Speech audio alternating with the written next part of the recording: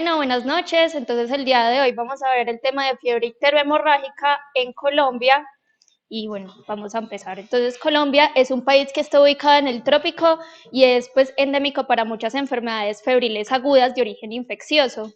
En cuanto a este síndrome febril agudo, hay alta confusión, pues como en el manejo y el diagnóstico, debido a que, como vamos a ver más adelante, este se define por ser una infección en la que el foco inicialmente no es aparente. Y como es un territorio nacional en el que hay múltiples enfermedades infecciosas, pues nos podemos confundir un poco en su diagnóstico y posterior tratamiento.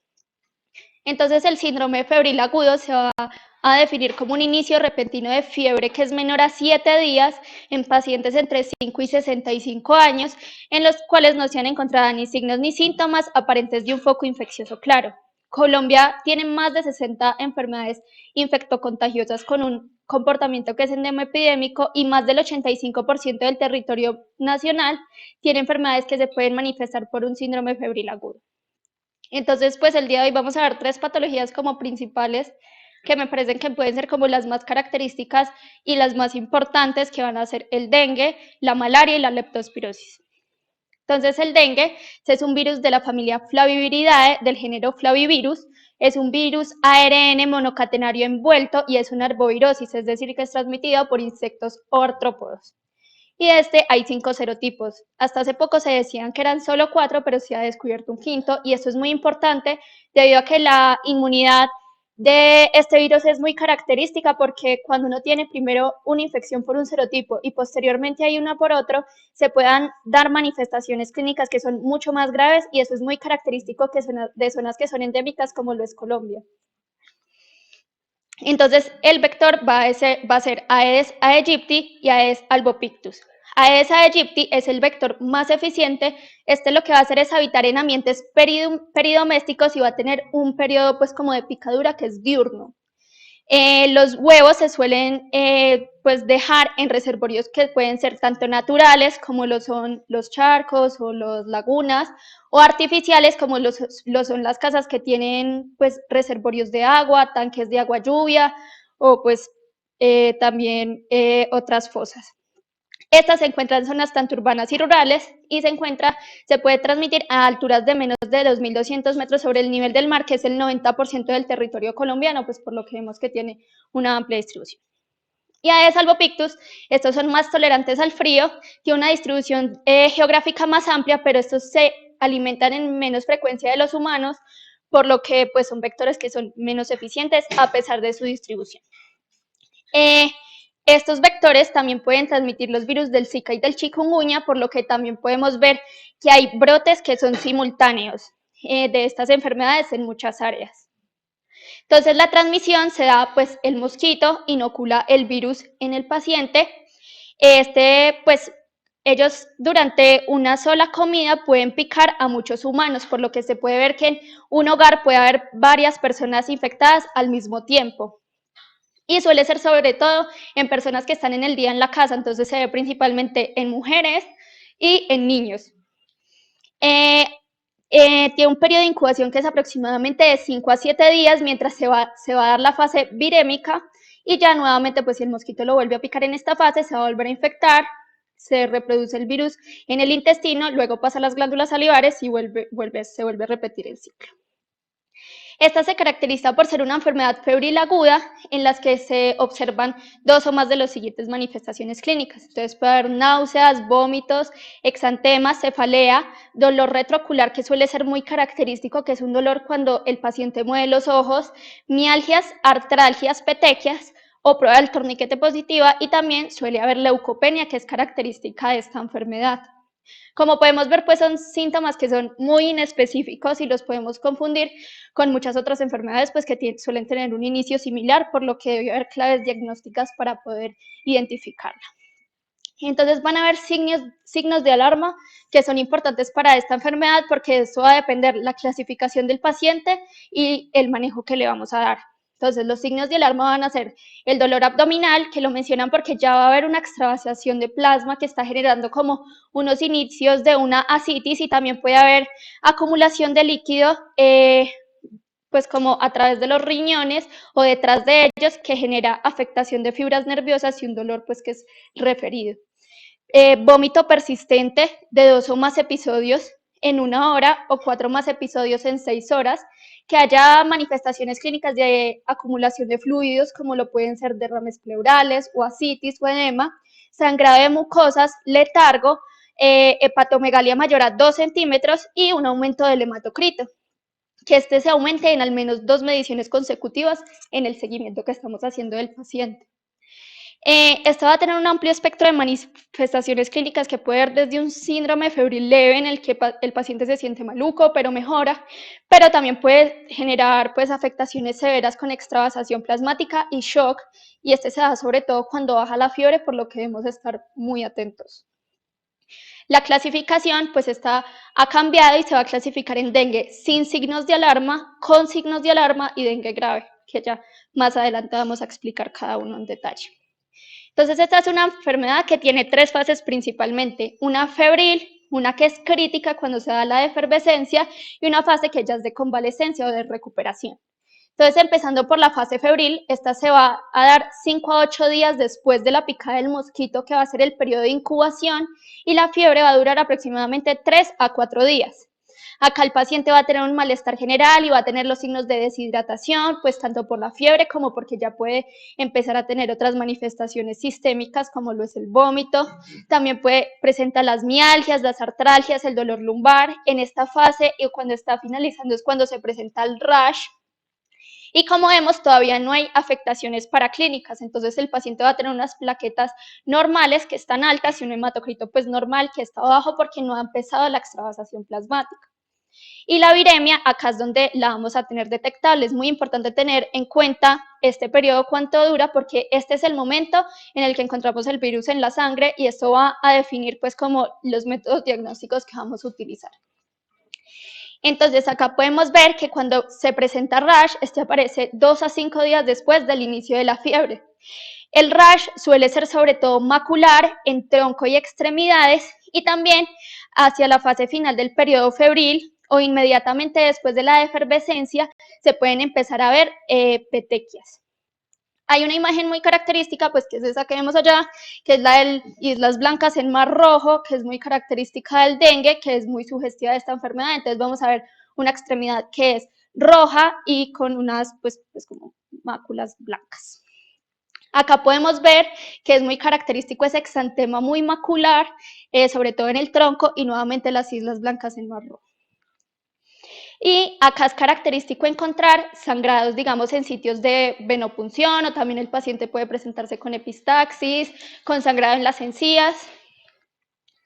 Entonces, acá puede haber complicaciones hemorrágicas leves, como les había mencionado. La prueba del torniquete suele ser positiva cuando se realiza, que ya vamos a ver cómo se realiza. Puede haber hematomas en los sitios de venopunción, sangrados, hepatomegalia, pero en esta fase no hay ictericia porque no se ha iniciado como tal la afectación orgánica. Y al final de la fase febril vamos a ver que va a haber una leucopenia, que es muy característica de esta enfermedad, pero con una linfocitosis, y va a haber linfocitos atípicos. Y esta va a alcanzar pues su punto más bajo antes de que empiecen a disminuir las plaquetas. En el examen físico en estos pacientes podemos encontrar un edema facial, puede haber inyección conjuntival, pero no confundirla pues como con una conjuntivitis, que va a ser mucho más característica del Zika. El paciente puede presentar linfadenopatías, eritema faríngeo, la prueba del torniquete positiva, petequias, hematomas y hepatomegalia. En cuanto a la prueba del torniquete, pues ya como que no se menciona mucho su uso, pero puede ser útil, digamos, en zonas en las que no tenemos mucho acceso a las pruebas diagnósticas, o pues quién sabe que nos salga positiva y pues podamos como aproximar el diagnóstico del paciente. Entonces, esta se realiza es inflando un manguito pues de un tensiómetro. Lo que vamos a hacer es poner la presión a la mitad de la presión sistólica y diastólica del paciente. Este se va a dejar insuflado por aproximadamente 5 minutos, luego lo retiramos y 1 a 2 minutos después lo que vamos a hacer es evaluar la cantidad de petequias en un área de 1 pulgada cuadrada. Y si hay más de 10 petequias, pues nos va a hacer una prueba de torniquete positiva, que va a ser sugestiva pues de esta enfermedad. Después de la efervescencia, de la fiebre, lo que va a haber es una fase que es crítica. Ya en la fase crítica lo que se va a dar es algo muy característico, pues como del dengue, que va a ser la fuga capilar, y se van a empezar las manifestaciones por complicaciones. Acá puede haber clínica de lo que les mencionaba de extravasación, como la citis o el derrame pleural, y lo que va a ser clásico es que en el hemograma vamos a encontrar una disminución de las plaquetas y el hematocrito va a empezar a aumentar precisamente por esa fuga plasmática. Entonces, esta es una enfermedad en la que el aumento del hematocrito va a ser de mal pronóstico. Esta fase suele durar entre 24 y 48 horas y suele tener una rápida progresión a shock, por lo que pues es muy importante actuar. Y en muchas partes lo que creen es que como al paciente ya se le está yendo la fiebre, ya va a empezar a mejorar, pero este es el periodo en el que debemos tener como más atención. Y ya luego sigue la fase de recuperación, que van a ser las últimas 24 a 48 horas. En esta fase lo que va a hacer es toda la reabsorción de fluidos que se extravasaron, por lo que es muy importante que pues hay riesgo de sobrecarga y no se deben continuar los líquidos en esta fase, pues porque podemos afectar al paciente. Además hay un aumento de las líneas celulares y la disminución del hematocrito, y puede haber una erupción final también maculopapular. Entonces acá tenemos como algunas de las pruebas diagnósticas. Entonces las de mayor especificidad van a ser el aislamiento viral o la detección genómica o antigénica. Esta se va a dar en la fase febril que vimos al principio, que era de los primeros días. Estas son las de mayor especificidad, pero suelen ser las que menos están disponibles, aunque las pruebas antigénicas cada vez están como en mayor uso, que es la detección del antígeno NS1, que puede ser de muchísima utilidad. Y ya las que están más disponibles, pero hay que esperar a etapas posteriores de la enfermedad, son la IgM, IgG, y también debemos tener en cuenta pues que estamos en un medio en el que muchos pacientes pues llegan y dicen como, ay, me dio dengue otra vez o me dio malaria otra vez. Entonces las pruebas pues como que disminuyen esa, pues como la oportunidad de utilizarlas, porque no vamos a estar seguros de cuál infección es. Además puede haber reacción cruzada con otros flavivirus, por lo que debemos tener en cuenta. Pero también es muy importante que el diagnóstico de laboratorio de la arbovirosis, a diferencia de otras enfermedades virales, no me va a direccionar el tratamiento o a condicionarlo, por lo que si lo sospechamos debemos iniciar el tratamiento sin esperar pues la confirmación. Entonces, esta gráfica es muy chévere porque nos permite ver cómo en la viremia lo que vamos a usar son los métodos principalmente antigénicos, o también podemos usar la PCR. Pero después de que pasa esa fase inicial, lo que debemos empezar a detectar es la IgM. Entonces, en los primeros 1 a 5 días, lo que vamos a pedir es un antígeno o una PCR, y ya después de los 5 días, debemos empezar a pedir es la IgM. Entonces acá es un algoritmo que nos puede funcionar. Por ejemplo, en menos de 5 días del inicio de los síntomas, lo que debemos pedir es una PCR o un antígeno NS1, que es un antígeno estructural pues del dengue. Si este sale positivo, pues ahí mencionan el aislamiento viral, aunque eso en general no se hace. En caso de que sea negativo, ya debemos empezar a sospechar otras arbovirosis. Y si es de más de 6 días, lo que vamos a pedir es una IgM por ELISA, que si es positiva para dengue, sugieren que también pidamos la prueba para el Zika. Si esta también es positiva, lo que vamos a saber es que es una infección por un flavivirus, pero puede que haya reacción cruzada. Entonces no tenemos la certeza de cuál es, pero igual el manejo de ambas patologías es totalmente sintomático. Y ya si es negativo, debemos pensar pues en otras, en la del Zika, o también hay muestras en las que se puede dar el resultado negativo, pero vamos a dar el manejo sintomático en beneficio del paciente. Ojo, si lograran pedir esas dosis doble negativas, pues sí, y más adelante pues vamos a ver como unas características de otras arbovirosis, pues como que nos permiten como enfocarnos hacia una en específico. En el abordaje inicial del paciente siempre debemos pensar en qué fase se encuentra para direccionar el tratamiento y pensar en las posibles complicaciones, si tiene signos de alarma, porque esto va a condicionar el tratamiento del paciente, el estado hemodinámico y de hidratación, si el paciente está en shock o no, si tiene comorbilidades y si va a requerir o no hospitalización. Entonces el primer grupo que vamos a manejar es los pacientes con dengue sin signos de alarma. Estos son pacientes que no tengan condiciones asociadas, que no tengan riesgo social, que toleren la vía oral y tengan una micción normal en las últimas 6 horas. En estos pacientes les vamos a pedir un hemograma completo cada 48 horas, y lo que vamos a hacer es que le vamos a dar reposo, uso estricto de mosquitero, debido a que lo que les comentaba de que otros miembros en la casa se pueden infectar y favorecen, si no usan el mosquitero, a la continuación del ciclo.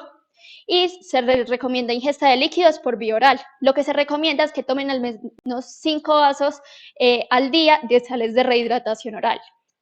Y se recetan antipiréticos, que esto puede ser paracetamol 500 miligramos cada 6 horas o en niños 10 miligramos kilogramos cada 6 horas.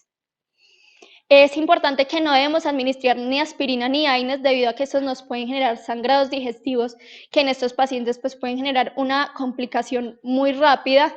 La dipirona mencionaban que se debía tener ciertas consideraciones que solo deberíamos darla en sitios de segundo y tercer nivel debido al seguimiento de los pacientes que pueden generar aplasia, pero pues en general como preferir el uso de la acetaminofén.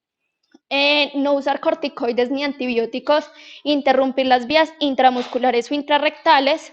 Se recomienda la solución de rehidratación oral y debemos hacer un control que es diario con el hemograma, con la diuresis, hasta que finalice la fase crítica y nos aseguremos pues de que el paciente no va a generar mayores complicaciones. El grupo B1 van a ser los pacientes que no tengan signos de alarma, pero que presenten comorbilidades o riesgo social.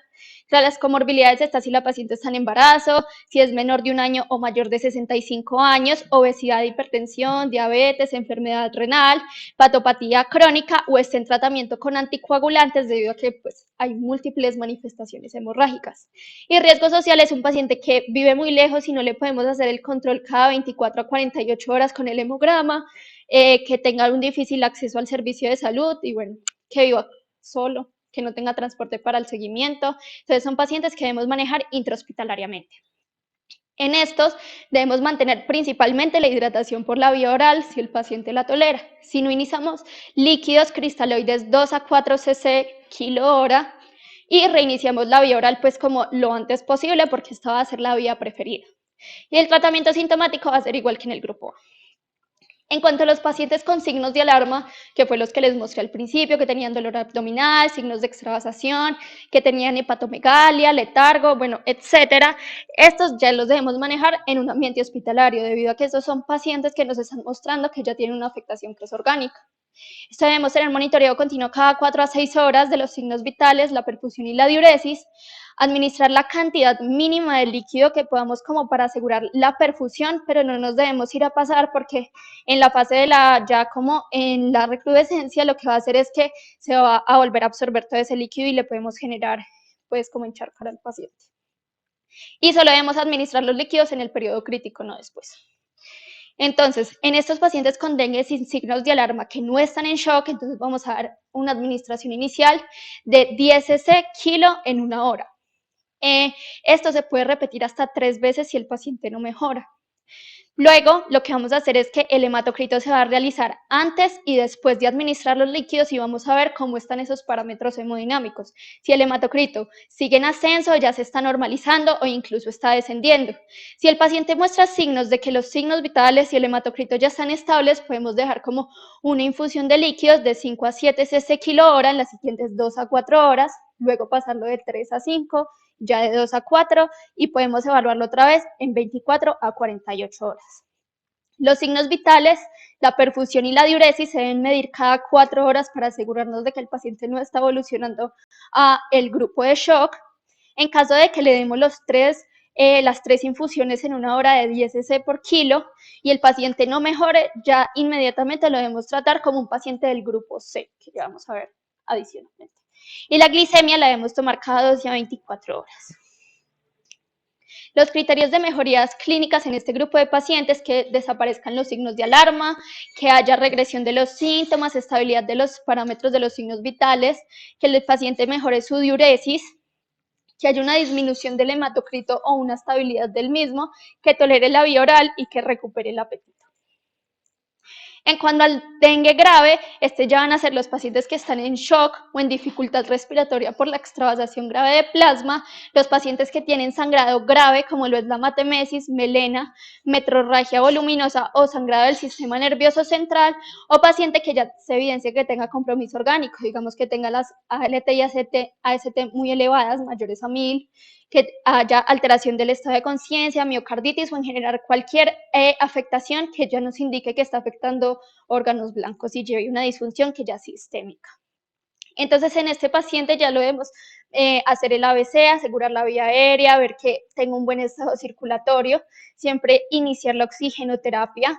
Acá ya vamos a dar un bolo que es mucho más grande, es de 20 cc por kilo en 15 a 30 minutos. Si esto no nos funciona, debemos repetirlo hasta 3 veces y si no, seguir con infusiones de cristaloides. En las pacientes embarazadas y en adultos que son mayores de 65 años, debemos pues como reducir esta dosis a 10 cc por kilo, también en 15 a 30 minutos. Debemos ver, como lo habíamos mencionado, que los parámetros se deben evaluar antes de la infusión de los líquidos y después para ver si hay estabilidad del hematocrito, si está disminuyendo, si el paciente sí está mejorando, si está pues como plasmando la mejoría clínica. Y como habíamos mencionado ahora, ya vamos a ir reduciendo la infusión a medida que vaya mejorando. 5 a 7 por 4 a 6 horas, 3 a 5 cc kilo hora por las siguientes 2 a 4 horas y ya después 2 a 4 cc kilo hora por las siguientes 24 a 48 horas. Es muy importante que no vayamos a dejar una infusión alta cuando el paciente ya está mejorando porque lo que va a hacer es que todo ese líquido se va a reabsorber y posteriormente va a generar muchas complicaciones en el paciente que incluso puede llevar a la muerte por un edema pulmonar, una ascitis muy grave, también edema cerebral. Los criterios de alta para estos pacientes es que tenga ausencia de fiebre por 48 horas sin el uso de antipiréticos, que tenga una mejoría del estado clínico, que tenga una diuresis normal y que tolere la vía oral. Y en los paraclínicos que las plaquetas ya estén en ascenso, que el hematocrito esté en descenso y esté estable sin ningún uso de líquidos endovenosos. En cuanto al diagnóstico diferencial, principalmente pues en este grupo vamos a hablar de las otras arbovirosis. El dolor articular y también la inflamación de las articulaciones va a ser muy característico del chikungunya. Los pacientes tienen muchas artralgias, tienen dificultades para moverse, pero es raro que en esta patología se encuentre pues como el rash que es más característico del dengue. Y también el Zika es muy característico de que en la mayoría de los pacientes puede generar conjuntivitis, pero igual el manejo de las 3 patologías va a ser un manejo que es sintomático. Vamos a seguir con la siguiente patología, que es la malaria. Entonces, el vector de la malaria, pues la malaria... Bueno, entonces vamos a seguir con la malaria. Pues estos son protozoarios del género Plasmodium, que son transmitidas por los vectores anófeles. Hay más de 400 especies de anófeles, pero solo 30 son vectores pues como importantes para la transmisión de la malaria. Estas ya no tienen un patrón como el dengue que era en el día, sino que pican entre el anochecer y el amanecer. Y ahí pues tiene como una reproducción ideal en ambientes entre 20 y 30 grados. A altitudes de menos de 2.000 metros sobre el nivel del mar, no mayores a 2.000 metros sobre el nivel del mar, o si no, no puede verlas por ogono. Son clásicos de ambientes como de alta humedad, como las selvas tropicales, y tiene como un patrón que es estacional porque suele ser después de periodos de lluvia, para que se pueda dar pues como los criaderos de los huevos y ya se dé el periodo. Hay 5 especies, está Plasmodium falciparum, vivax, ovale, malaria y noblesi. Pues acá solo hay reporte de falciparum y vivax y algunos pues de malaria, pero eso es súper poco frecuente.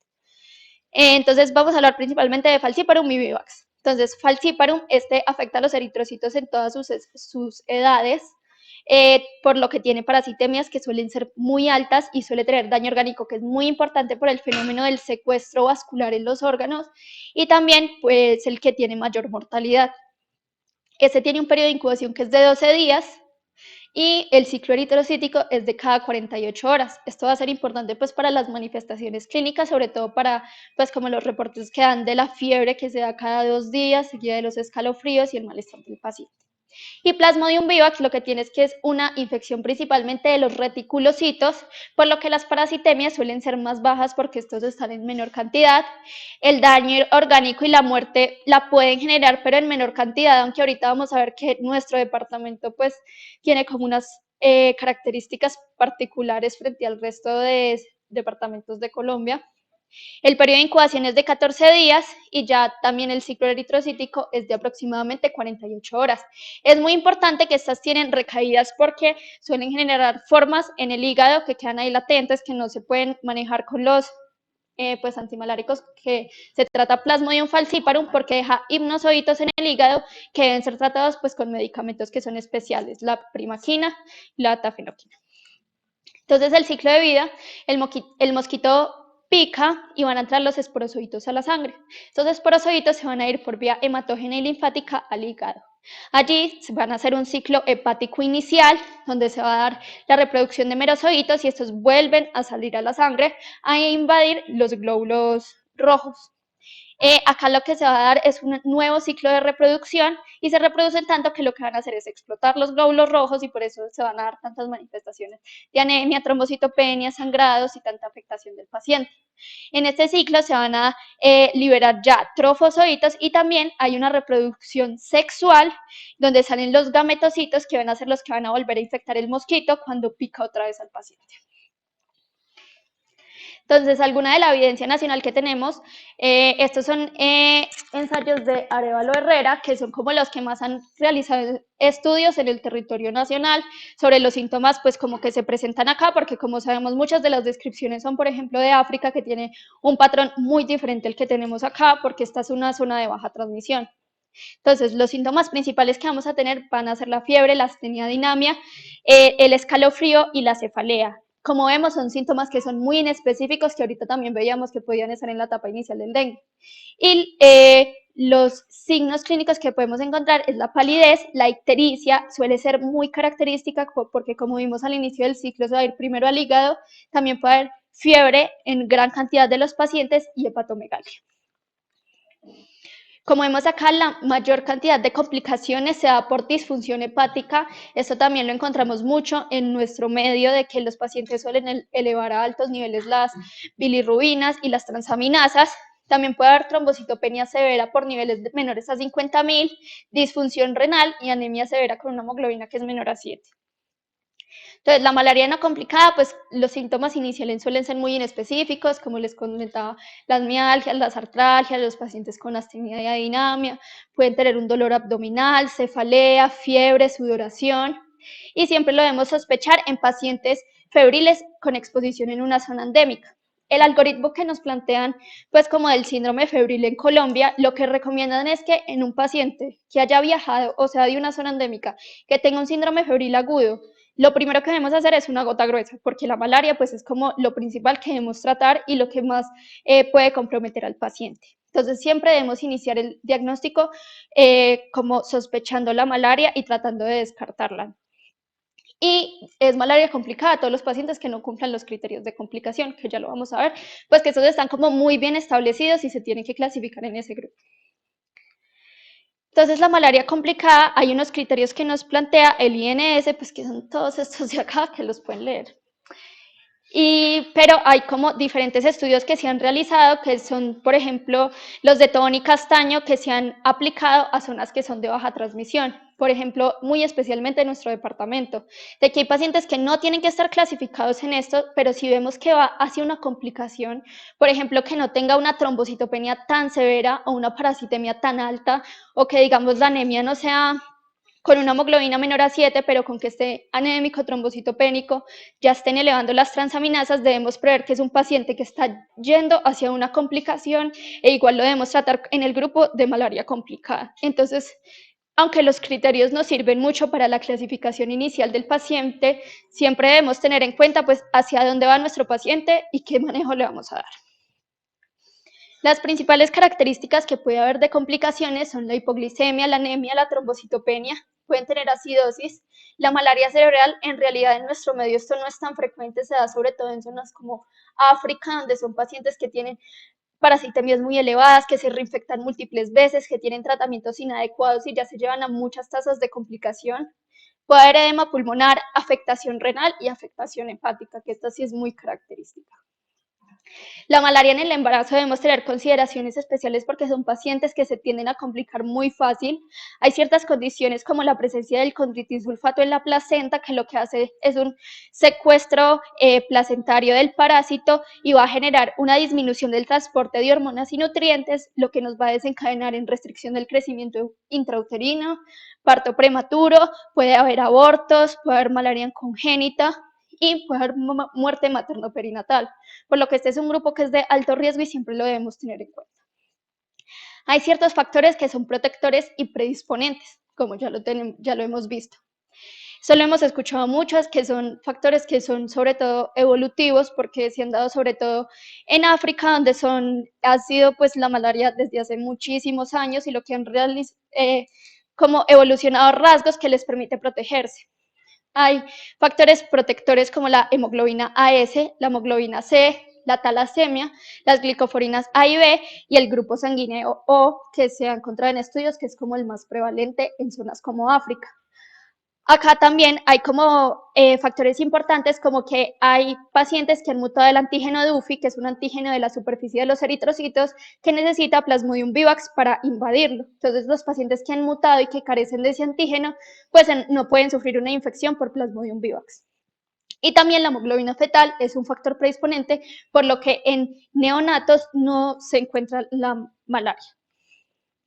La situación de la malaria en Caldas principalmente, esto se ha sacado de los casos que se han dado en Caldas del 2015 al 2019, vemos que la principal infección es en hombres y como vemos, la mayor cantidad de casos se da por Plasmodium vivax, es lo más frecuente de acá porque no hay circulación activa de Plasmodium falciparum. Además, la malaria complicada, como lo podemos ver, es hasta el 60%, lo que son porcentajes muy altos comparados con el resto del territorio nacional, por lo que nos debe hacer prender unas alarmas, porque en realidad la malaria se diagnostica sobre todo en centros de primer nivel, que es donde nosotros vamos a ser rurales, donde nos llegan los pacientes con malaria y debemos identificarlos y no dejarlos avanzar para poder disminuir esas tasas de complicación, porque lo que se ve es que no se detectan los pacientes, se tratan como otras patologías y ya cuando están complicados es que llegamos a identificar que tienen el cuadro. Además, sí es importante que el 25% de los casos eran autóctonos de nuestra región, por lo que sí debemos sospecharla y sí tenemos circulación activa de esta. Y la mayoría de los casos autóctonos eran del kilómetro 41, por lo que es una zona que debemos tener en cuenta. Y de los casos importados, hasta el 8% eran de pacientes que provenían de Venezuela, que también es que debemos tener en cuenta esta población. Los síntomas más frecuentes en nuestra región es la fiebre, la astenia dinamia, la cefalea y las mialgias y las artralgias. Como vemos, pues son síntomas totalmente inespecíficos. Y las complicaciones más frecuentes son la trombocitopenia, la anemia y una creatinina mayor aún. También nos llamó la atención de que muchos pacientes tenían afectación hepática con una bilirrubina total mayor a 3, lo cual ya nos debe hacer prender las alarmas. Entonces, para el diagnóstico de esta enfermedad tenemos pruebas que son microscópicas, pruebas rápidas y pruebas moleculares. La microscopía esta va a tener una buena sensibilidad, va a ser dependiente del operador, pero como vemos, pues mucho personal está capacitado, ya que no son pruebas pues como muy difíciles de hacer. Se pueden realizar otros diagnósticos mediante este método. No detecta parasitemias que son menores a 10 y en secuestro pueden ser negativas, como lo que les mencionaba de Plasmodium falciparum, que suele tener un secuestro en los vasos sanguíneos y se puede quedar ahí alojado generando disfunción endotelial, pero como tienen parasitemias que son tan altas, pues no suele ser tan frecuente ver este fenómeno. Entonces, el frotis, pues esta es la misma gota que puede ser gruesa o fina. En la gota fina, lo que no va a haber lisis de los eritrocitos, entonces podemos ver cómo está su integridad y su morfología, por lo que mencionan que se pueden diagnosticar otras patologías, puede identificar de qué especie estamos hablando y medir la densidad parasitaria. En el frotis grueso ya lo que hacen es lisar esos eritrocitos para revisar cantidades más grandes de sangre y lo que me detecta si hay presencia o ausencia del plasmodium, pero no la densidad. Igual lo que mencionan de que siempre pues que haya confusión, las muestras se pueden enviar para revisión de acá desde la territorial de salud e incluso cuando se clasifica un paciente con malaria complicada, siempre tienen que mandar las muestras a revisión, lo que nos comentaban pues como en la CIN, de que siempre tienen que mandar esa muestra, por lo que sabemos que los datos sí son fidedignos porque ya están revisados y no podemos decir, ay no, es que el operador se equivocó. Bueno, entonces en el paciente con cuadro febril que sospechemos malaria, siempre debemos pedir pues la gota gruesa, lo que ya dijimos. En caso de que sea negativa, pero sigamos con la sospecha clínica, esta se puede repetir a las 8, 12 o 24 horas, pues dependiendo del estado clínico del paciente, para poder confirmar el diagnóstico, debido a que pues una gota gruesa negativa o un extendido negativo no nos va a descartar por completo la enfermedad. Las pruebas rápidas, pues estas han sido ampliamente utilizadas, estas no requieren infraestructura, pues en realidad no se requiere ni siquiera capacitar el personal, porque son como esas pruebas de embarazo de lateral flow, que uno pone la gotica de sangre y pues marca si sí o no. Pero no es cuantitativa, solo nos va a decir la presencia o la ausencia, pero no nos dice pues la parasitemia ni nada. y estas se van a elegir según la epidemiología. Entonces hay tres principales. Tenemos la HRP2, que esta es específica, un antígeno específico de Plasmodium falciparum. Esta es más sensible, pero se ha encontrado pues en estudios que se han realizado en Sudamérica y también en Colombia de que hay varias pues, cepas de Plasmodium falciparum que carecen de este antígeno, por lo que nos puede dar falsos negativos. Entonces, pues debemos tener cuidado, pues en realidad no se debería mandar en nuestro medio. Y también tienen pues de que sufran efecto prozono, que es que ante una parasitemia tan alta puedan dar falsos negativos por tanta saturación de antígenos. También tenemos la LDH de Plasmodium, que esta puede estar presente en todas las especies o nos pueden diferenciar entre Falciparum y Vivax, pero pues debemos seleccionar la prueba debido a que son dos diferentes. Esta en parasitemias bajas puede que sea negativa, pero es muy útil para el seguimiento del paciente porque si damos un tratamiento adecuado, esta se va a negativizar. Y las pruebas de aldolasa, pues estas son como las que describen como las más útiles debido a que están en todas las especies. Es un antígeno que no muta y que negativiza también luego del tratamiento, por lo que podemos hacer el seguimiento. Bueno, y también hay amplificación de ácidos nucleicos, pero esto sobre todo estudios epidemiológicos, desarrollo de tratamiento y también detección de mutaciones. Acá se me olvidó ponerlo, pero hay como una página súper chévere que uno puede seleccionar como el país y le selecciona por el mapa geográfico todos los estudios que hay de resistencia a antimaláricos en la zona que uno está. Entonces, pues uno puede ver si es prevalente o no y eso está en constante actualización. En cuanto al tratamiento, pues en la malaria no complicada por Plasmodium falciparum, en esta se usan combinados de artemisina, pero en nuestro medio lo que principalmente vamos a encontrar, igual eso se tiene que pedir a la territorial y él manda los medicamentos con todas las indicaciones, va a ser el artemether-lumefantrine, pero también se tienen estas otras opciones en otros medios. Esta es una aplicación que creo el profesor John Echeverry, que nos ha acompañado mucho, que sabe muchísimo de medicina tropical, y aquí lo que, pues esto es antipendejos. Uno solo mete qué especie es, la edad del paciente, si es complicado o no, y eso le va a decir cómo se la da, qué dosis, de todo. Entonces, infección por Plasmodium falciparum, artemether-lumefantrine, esta va a ser dada por 3 días y le va a decir a qué horas le debe dar cuánta cantidad al paciente según su peso, entonces pues es demasiado útil. Se ha demostrado que hay una exposición reducida a la lumefantrina en niños que son menores de 3 años, en mujeres embarazadas, adultos mayores o pacientes que tomen mefloquina, rifampicina, efavirenz o pacientes que sean fumadores. Por lo que en estos pacientes debemos detectar muy bien que se tomen bien el tratamiento, que estemos dando la dosis adecuada y asegurar la adherencia de estos. En malaria por Plasmodium falciparum recurrente debemos pensar en una reinfección o una recrudescencia.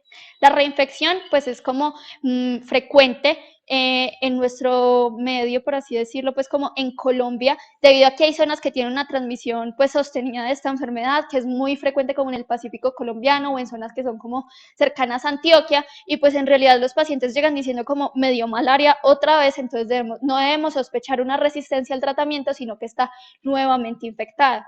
En caso de que sea una recrudescencia, pues para confirmar esto debíamos detectar, hacer una detección parasitológica que sí sea el mismo patógeno, y pues es raro encontrar en nuestro medio la resistencia. Debemos sospechar más bien que el paciente no se tomó bien el tratamiento y volverle a dar un nuevo ciclo. Y es muy importante que en áreas que son de baja transmisión, pues eso se ha visto que lo han dado acá, en pacientes pues que tienen reinfección por Plasmodium falciparum, se les puede dar una dosis única de primaquina. Este es específico para los hipnozoitos en Vivax, pero acá lo podemos usar, es para reducir la infectividad de los gametocitos pues al anófeles. Entonces esto lo que va a hacer es ir disminuyendo el ciclo de transmisión. En la malaria no complicada por Plasmodium vivax, entonces volvemos a la aplicación, los tratamientos en estos pacientes van a ser principalmente con cloroquina y con primaquina. La cloroquina se da durante 3 días y ya la primaquina va a ser un tratamiento prolongado para la erradicación de los hipnozoitos de aproximadamente 14 días. Entonces acá pues, nos dicen cómo le damos todo el tratamiento a los pacientes. Acá es muy importante que pues la recaída de estos pacientes, recaídas cuando es por los hipnozoitos hepáticos, suele ser 8 semanas después del cuadro agudo, por lo que no tiene sentido que si tenemos un paciente muy complicado, le demos en el cuadro agudo la primaquina, porque este puede llevar a más hemólisis y complicaciones, por lo que lo adecuado es esperar a que el paciente esté estable y le recetamos la primaquina. Y es muy común encontrar que esta no se receta o no se deja indicada en la historia clínica si sí se administró, y es así como nos vamos a asegurar de que el paciente no va a volver nuevamente con una malaria que puede ser más complicada. En las mujeres embarazadas, pues antes como que se mencionaba, incluso todavía en UpToDate están todos los cuadros en los que se recomienda la cloroquina, también la clindamicina, pero en este estudio que salió después de las guías 2015 para el tratamiento de malaria, lo que se encontró es que el tratamiento con artemisina lleva a menores pérdidas en el embarazo que el tratamiento con cloroquina. Entonces, el tratamiento con artemisina siempre debe ser la elección en mujeres embarazadas, así pues no esté claramente indicado en todas partes. Lo que no se puede dar en el embarazo, que es acá para la terapia para evitar recaídas, es la primaquina. Entonces, si la paciente está en el cuadro agudo, se le puede dar cloroquina durante el embarazo vía oral una vez a la semana, y también se está lactando porque pues el medicamento puede pasar por la leche materna al bebé, y lo que es importante es que el bebé puede tener una deficiencia de glucosa 6-fosfato deshidrogenasa que nos lleve pues una hemolisis masiva. Y ya después del parto, después de la lactancia, le damos la primaquina por los 14 días, pero es una mujer que debe estar en seguimiento, porque pues la cloroquina lo que va a evitar es como las complicaciones, pero debemos dar la primaquina para eliminar los sinusoiditos cuando sea el momento adecuado. En caso de malaria mixta, que sea no complicada, se da el manejo con artemether-lumefantrine, que cubre tanto Plasmodium vivax como falciparum, pero debemos adicionar la primaquina para la eliminación de los sinusoiditos. En cuanto a la malaria complicada, a todos siempre les debemos dar artesunato. Este es como un polvito de reconstitución que se da por vía intramuscular. Estos pacientes se les puede dar primero el manejo con artesunato, y apenas estén estables y toleren la vía oral, se puede pasar al manejo con lumefantrine por otros 3 días, y en caso de ser vivax, se da la primaquina por los 14 días, como les había mencionado, esperando que pase la fase crítica. Aquí en el mismo OCDOS nos dicen cómo es la preparación, a qué dosis se debe administrar y cómo se debe administrar. En cuanto a la falla terapéutica y el seguimiento, se espera una reducción total de la parasitemia al día 4 del tratamiento. Si persiste la fiebre a partir del día 3, debía hacernos sospechar sobre la posible falla terapéutica. También a partir del día 7 post-tratamiento, la gota gruesa ya debe estar completamente negativa. En caso de que haya persistencia de la parasitemia o que al día 2 la parasitemia esté más alta que el día 0, nos debía hacer sospechar pues que hay un fallo terapéutico, y podemos cambiar de antimalárico, digamos darles el artesunato, que es más raro que haga resistencia, por ejemplo, que a la cloroquina. Y este es el algoritmo que pues desarrolló Graham para el manejo de la malaria. Acá pues lo único que yo le cambiaría es lo de las embarazadas, que todo es artesunato, pero es muy útil. Ahorita pues se los pueden, que muchas veces pues solo les vigilan el tratamiento cuando es con artesunato porque se los tienen que aplicar allá, pero normalmente les dan el medicamento y ellos se van para la casa, y pues uno cómo se va a asegurar que sí se lo tomaron bien. Entonces muchas veces, dependiendo del medicamento, con el mapita que yo les decía, uno puede ver si es común, digamos, que se dé la resistencia en nuestra zona o si en realidad es algo muy raro. Entonces uno tiene que pensar en lo más frecuente, digamos, la baja adherencia del paciente, o digamos, hay zonas en las que los medicamentos no son como dispendidos por la territorial, que se debe revisar, y si ha encontrado casos que son como de recaídas o que no se dé bien el manejo, es porque el mismo medicamento no tiene las concentraciones que son necesarias para el tratamiento del paciente. Entonces eso se da sobre todo, digamos, en África se ve mucho eso de que son pacientes que no es que haya una resistencia, sino que les están dando medicamentos que no son adecuados porque no tienen las concentraciones requeridas. Bueno, y finalmente, para hablar de leptospirosis, esta es pues como un poco más corta. Estas son espiroquetas aéreas móviles que se ven sobre todo en microscopía de campo oscuro fluorescente y se pueden teñir por la tinción de plata. Esta es una zoonosis causada por espiroquetas patógenas del género Leptospira, y la infección humana suele ser incidental. Nosotros somos huéspedes incidentales y se da por exposición a animales o medio ambiente que esté contaminado. Entonces, esta va a infectar tanto mamíferos salvajes como domésticos. Lo que va a hacer es que se va a alojar como en los túbulos renales, va a generar allí una permanencia, y las espiroquetas se van liberando en la orina de los mamíferos. Lo que más es característico es la rata o los roedores en general, debido a que estos tienen la característica de que pueden generar una infección que es muy persistente, que puede liberar el microorganismo en orina, inclusive de por vida. Y tienen mucha proximidad a los hábitats humanos. Como vemos, hay zonas que son de deficiente saneamiento, que están muy ampliamente distribuidas en las ciudades, por lo que podemos tener contacto más frecuente con estos. El microorganismo puede quedar viable por meses en el suelo o en aguas que tengan un pH que es neutro. Y suele tener una relación simbiótica con los hospederos en las que permite que se queden en los suelos renales, no le generan ninguna infección y ellos lo van eliminando por orina, y infectan estancamientos de agua, suelos, comida, que después van a infectar incidentalmente al humano.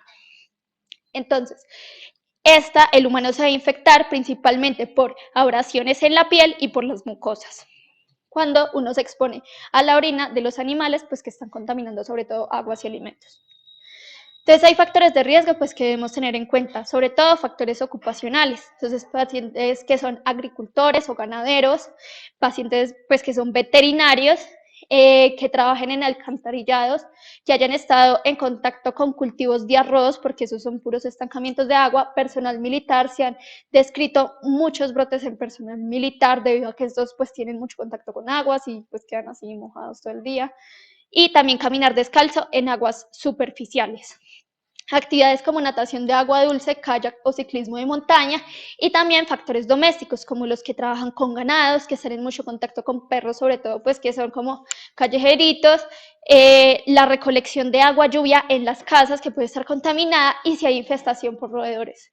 Es muy importante que el bajo nivel socioeconómico se ha relacionado mucho con esta enfermedad porque son zonas que son súper pobladas y que tienen un saneamiento que es deficiente. Las inundaciones y sobre todo los desastres naturales, esta es una enfermedad que suele azotar, pues. Bueno, entonces como vemos el animal elimina las espiroquitas en la orina, entonces estas ya van a entrar por medio de lesiones en la piel y las mucosas al paciente. Esta va a ir sobre todo, va a haber una fase que es como bacteriémica, va a estar en diferentes fluidos corporales y va a generar síntomas que son inespecíficos como cefalea, citis, fiebre, puede generar ictericia, hemorragias y ya luego va a generar una fase que es inmune donde las espiroquetas se van a alojar en tejidos específicos como lo puede ser el riñón, principalmente por lo que les mencionaba de que genera una infección de esos túbulos proximales para poder ser liberado en la orina, los pulmones y el hígado y puede generar disfunción orgánica y muerte.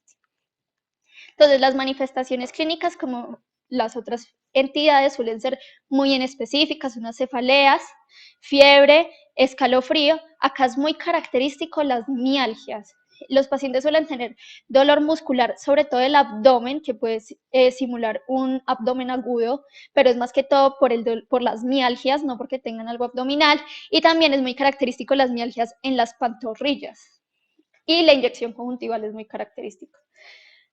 Los pacientes suelen tener hepatosplenomegalia, linfadenopatía, náuseas y vómito. Puede haber rash, aunque no es lo más característico, faringitis y tos. Entonces, la primera fase va a ser la leptospirémica. Acá va a haber una bacteriemia febril aguda y podemos encontrar las espiroquetas en la sangre, en muestras sanguíneas. Todavía no hay elevación de anticuerpos y todavía no se puede encontrar en otros lugares como el líquido cefalorraquídeo o la orina. Esta va a durar aproximadamente 2 a 9 días y genera síntomas muy inespecíficos y puede el paciente tener un periodo de mejoría aparente. Y luego viene la segunda fase, que es la fase inmune. Aquí vuelve y sube la fiebre y aparecen las complicaciones porque las espiroquetas como que van a ir a alojarse en tejidos específicos. Mencionaban que esto puede afectar prácticamente pues cualquier sistema, como lo vemos acá, puede haber compromiso renal, compromiso hepático, pulmonar, incluso cardíaco con presencia de miocarditis, arritmias, puede generar compromiso hematológico con coagulación intravascular diseminada, trombocitopenia severa, puede generar afectación neurológica con una meningitis que es aséptica y porque afecta mucho los músculos paraspinales, entonces puede haber como meningismo. Entonces, pues como vemos, ya en esta fase puede afectar prácticamente cualquier órgano, por lo que nos puede simular muchísimas entidades.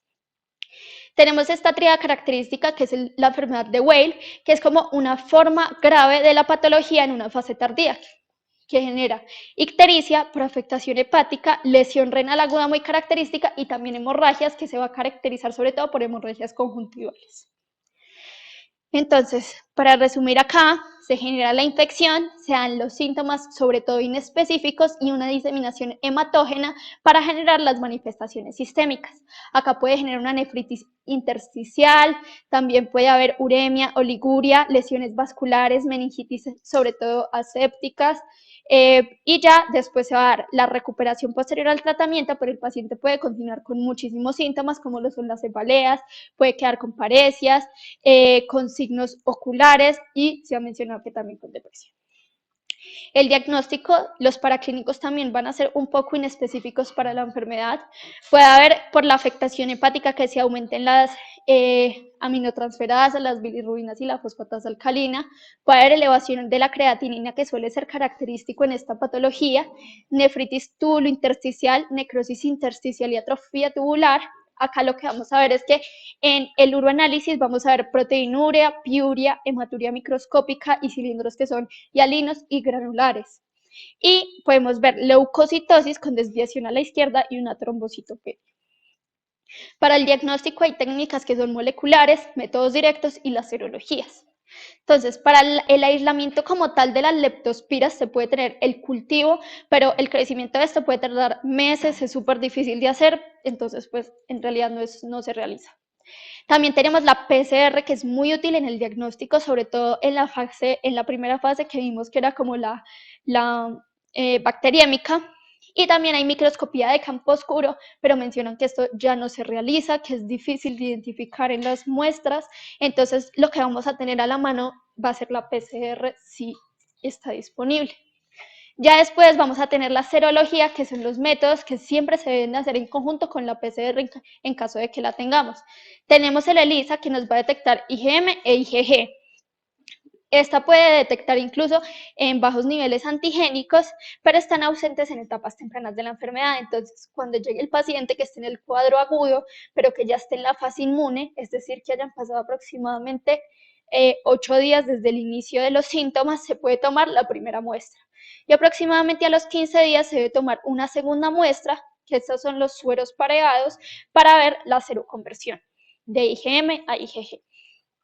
La microaglutinación, este es como el gold standard, pero son pruebas que se hacen en laboratorios específicos porque se debe tener como ciertos marcadores que detecten el serobar específico que estamos buscando. Entonces, esto va guiado por la epidemiología local.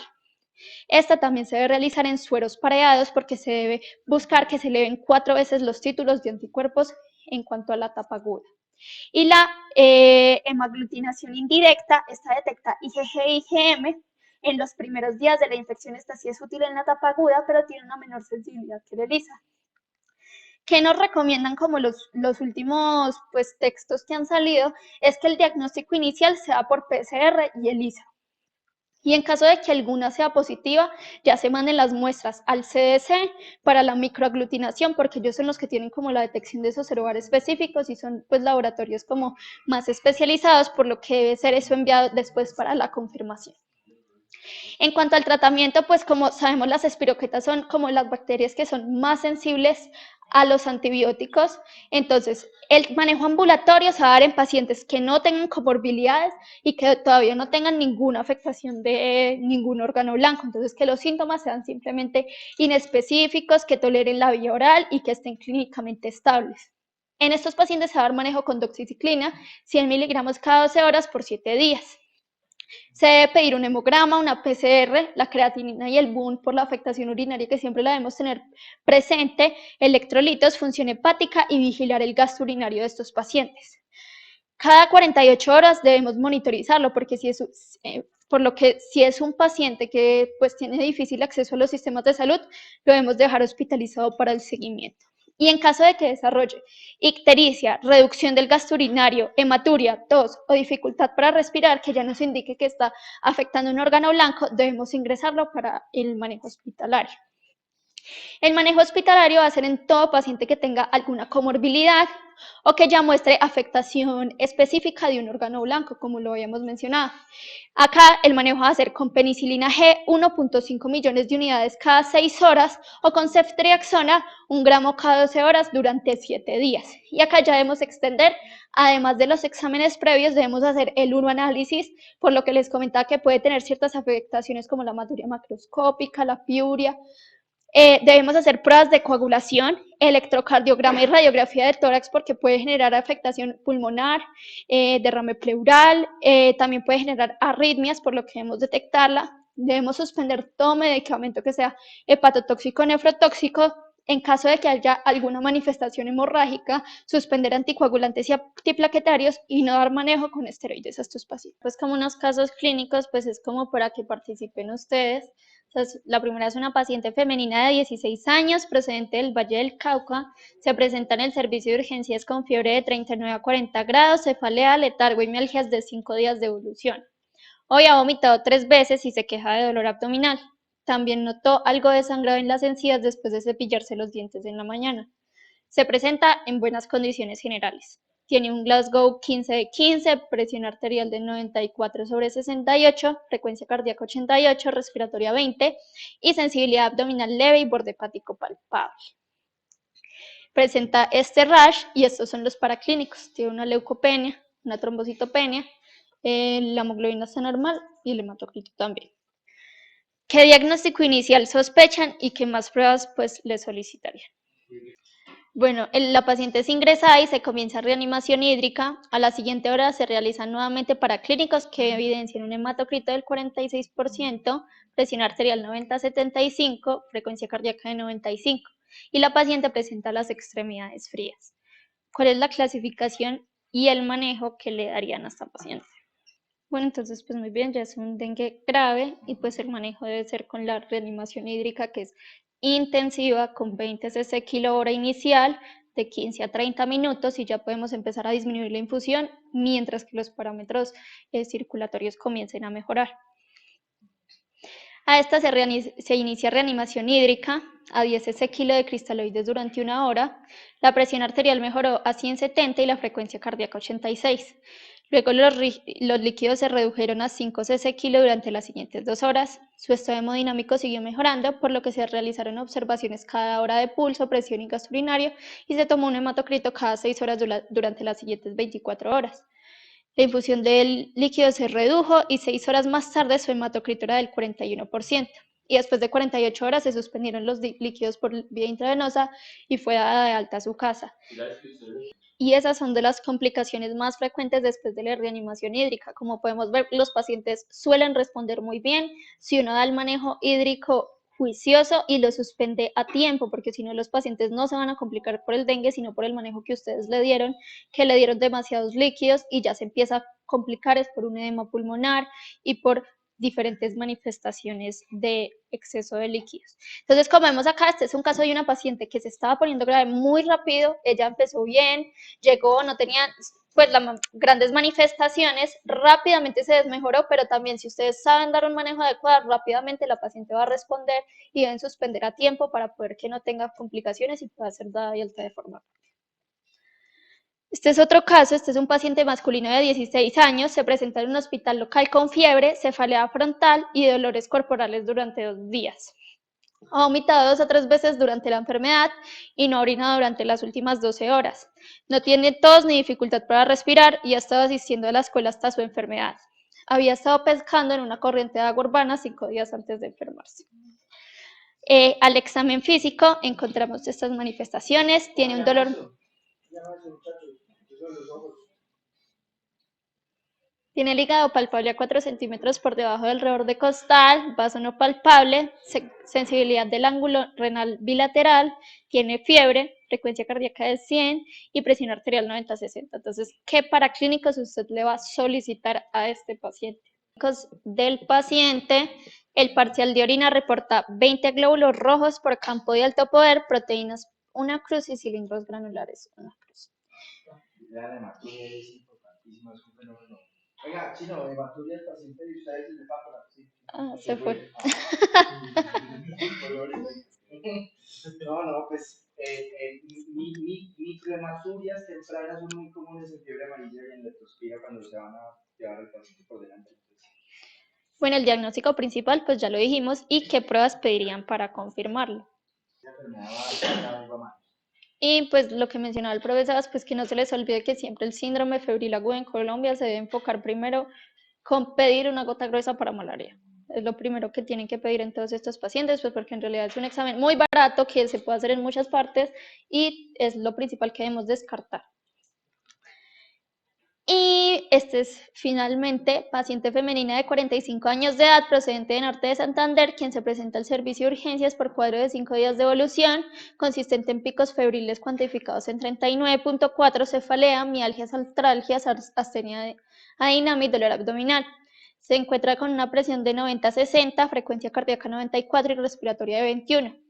Al examen físico presenta hepatosplenomegalia, leve tinte ictérico, dolor abdominal, no hay linfadenopatías palpables, ruidos cardíacos y pulmonares normales. Entonces, ¿qué paraclínicos le van a solicitar? Estos son los paraclínicos y presenta una gota gruesa positiva para Plasmodium vivax, una parasitemia de 35.000. Entonces, ¿qué manejo ustedes le van a dar a este paciente? Bueno, entonces este paciente pues no nos está cumpliendo unos criterios claros de que sea una malaria así clasificada específicamente como complicada, pero por lo que ya mencionaban de que sospechamos que es una malaria mixta, que tiene parasitemias altas, esa bilirruina va en ascenso,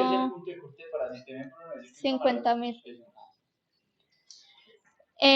Pues es mejor que a este paciente le demos el manejo inicial con artesunato para asegurar pues el buen tratamiento, que sea intrahospitalario y recordar que apenas esté estable le damos la primaquina por 14 días, siempre dejarlo formulado y pues indicarle al paciente que se lo tome bien y cómo se lo debe tomar, que es lo más importante para evitar que vuelva a nosotros otra vez diciendo que lleve malaria.